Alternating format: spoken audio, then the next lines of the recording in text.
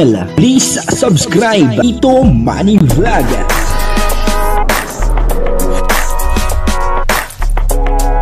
Payagan po si Tito Manny Vlog na mag-reactor para pambiling gamot sa kanya pong karamdaman. Wala man siyang records ng ng awayan. Maging masaya po kaya itong tatlong magkakapatid doon sa binigay ni Kalinga Prab, po? At hindi po ba ito maging problema? At nandoon po nakikita po natin yung pagtsatsaga ni Kalinga Prab upang sa ganun ay maging masaya itong tatlong magkakapatid at maging maayos ang kanilang pakikipagharap po sa mga tao. Kaya si Kalinga Prab ginagawa lahat upang sa ganun ay makita niya kung ano po ang nagiging improvement doon po sa kanyang ginagawa. Papanoorin po natin yung video at siyempre alamin po natin kung ito po ba ay magiging masaya or hindi po ba magiging problema yung binigay ni Kalinga Prab na cellphone. Po? Pero bago po yan, siyempre ako muna po ay bumabati sa inyong lahat ng magandang umaga, magandang tanghali at magandang gabi sa inyong lahat mga kapatid. Saan man kayo ng panig ng mundo naroon ngayon ay mag-iingat kayo palagi at pagpalaan kayo ng ating Panginoon. Maraming salamat din po sa patuloy na tumatangkilik sa aking YouTube channel at nanonood sa aking video reaction. Patuloy lang po natin suportahan sila Kuya Bal Santos Matubang, Kalinga Prab, Ate Edna Vlog, Jack Tapia, at siyempre ang mga kasamahan po natin sa Karepa at ganoon din po yung Team Views at yung mga charity vlogger na Kalinga Partner. Ito po yung video na kung saan ay talagang nandoon yung pagtsatsaga ni Kalinga Prab upang sa ganoon ay maging maayos ang kalagayan nitong tatlong magkakapatid at ganoon din po siyempre yung kanilang buong pamilya. At dito may binigay nga po itong si Kalinga Prab na cellphone. Ito po ba ay makakatulong dito sa tatlong magkakapatid o ito ay magiging problema? Ang kabuuan po ng video ito ay makapanood po natin sa YouTube channel ni Kalinga Prab. Sige, total ay nagsagot naman kayo. Pasado kayo sa challenge ko. Ngayon, bibigay ko na sa inyo itong aking pasalubong. Ayan. Grabe ito guys.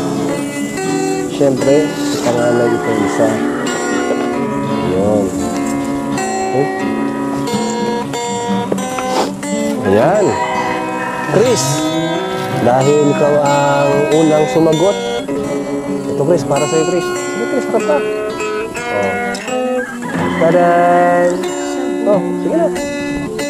Very good, nagsagot. Buksan natin. Ito ay isang cellphone. Diba? Para dito ay ayan. Ayan yung phone pa.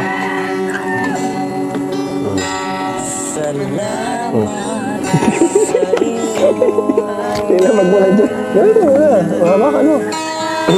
Hawakan mo lang. Nasisira yan. Nakagamit ka na yan? Hindi na. Hindi pa? Marunong ba yan? Dapat, makakatulong yan sa inyo para kayo ay mamulat sa labas, sa mga nangyayari sa labas. At ito naman dalawa ay para kay Melissa and kay Bea. Ayan. Melissa. Uy, very good. Nagsasalita naman pala. Melissa. Ay, Bea. Palakpakan tayo. May cellphone na kayo. Tigi-isa na kayong cellphone. Panoorin nyo yung vlog natin. Vlog ko. Para hindi na kayo mahiya sa sunod. Perfecto kayo. Sabi mo na isa. Sakto.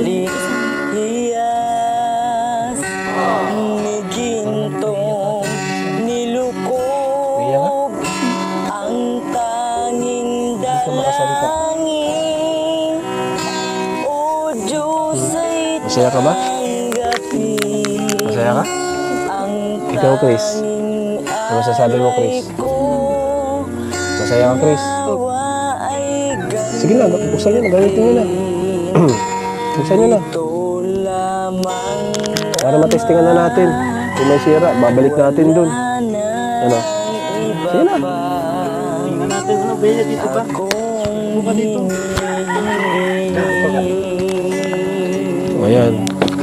O. Oo, mahal yan. Mahal yan. Dito ka, Bea. Bea. 7,000 ang isa niyan. Regalo sa'yo ni Kuya Rab. May pagkakas kayo dito? Paano natin i-charge ito? Wala palang kuryente dito. Yun lang, patay tayo dyan. Nakikicharge kayo sa tindahan.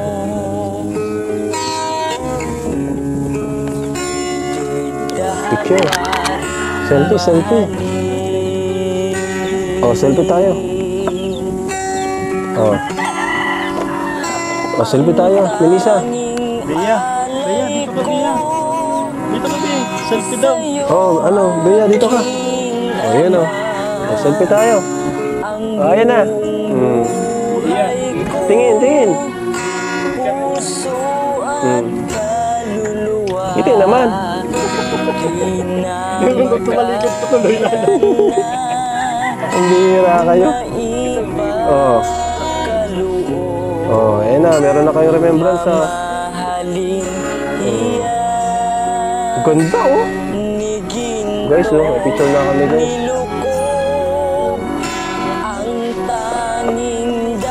May mga ano ka. Kanina gawa mo yan? Ha? Gawa daw niya oh. Ayun oh, selfie.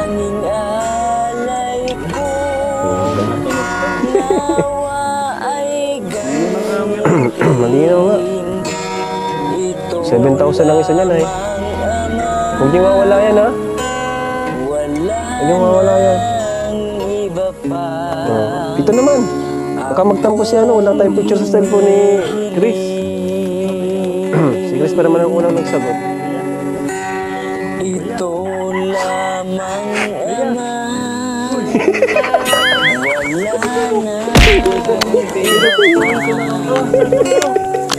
Bea. Ayun si Bea. Ayaw ng cellphone. Oh, ito naman oh. Yan po, napanood po natin yung video, no? At dito nga po nakikita natin yung pagtsatsaga ni Kalinga Prab, ano po, para sa tatlong magkakapatid na ito. Upang sa ganun ay matulungan niya po ito, no? At mawala po yung pagiging sobrang mahihain. Ano po, at doon nga nakikita po natin, ano, na talagang ilang beses nang pumupunta doon. Si Kalinga Prab, ano po, 4 na beses na. Pero naandun na talagang mahihain talaga sila. Hindi po sila nakikipagharap ng masasabi nating maayos.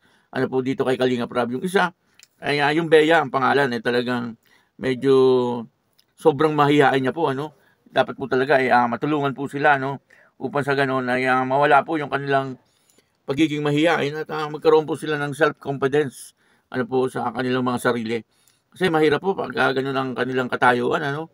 Kasi siyempre dala-dala po nila yon hanggang sila ay nabubuhay, hanggang sa dumating na ayaw na nila talaga makipagharap sa mga tao, ay paano na po ang kanilang buhay, ano? Paano na po yung pang-araw-araw nilang buhay, tatanda po sila, ay paano na po, ano, yung kanilang pagtatrabaho, ano po, kawawa, ano po, kasi siyempre mabubuli at mabubuli po talaga sila, ano, sa ganun na ugali, at talagang mahihirapan po sila, no. Dapat sa ngayon pa lang ay talagang dapat ay maturuan po sila at matuto po sila kung paano po talaga makipagharap sa mga tao. At binigyan niya po silang cellphone, ano, ni Kalinga Prab. Ito po ba ay makakatulong sa kanila o ito po ay magiging problema? Makakatulong, ano.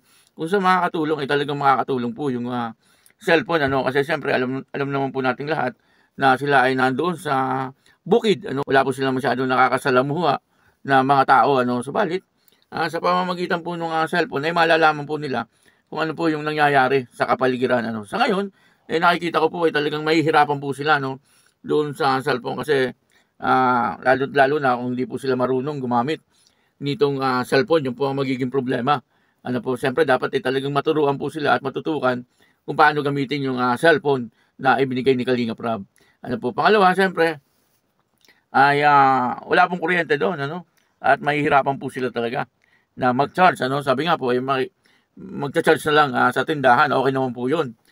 pagka wala pong load, siyempre wala din pong internet.